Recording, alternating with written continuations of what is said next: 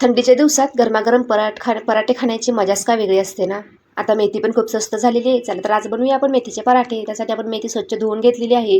ती बारीक चिरून घ्यायची आहे. त्यामध्ये गव्हाचं 1 वाटी पीठ, ज्वारीचं 1 वाटी पीठ, बाजरीचं 1 वाटी पीठ, 1 वाटी बेसनचं पीठ, थोडीशी हळद, चवीनुसार मीठ आणि मिरची, लसूणची बारीक केलेली पेस्ट ॲड करायची आणि थोडं थोडं पाणी घालून चांगलं मळून घ्यायचं आहे.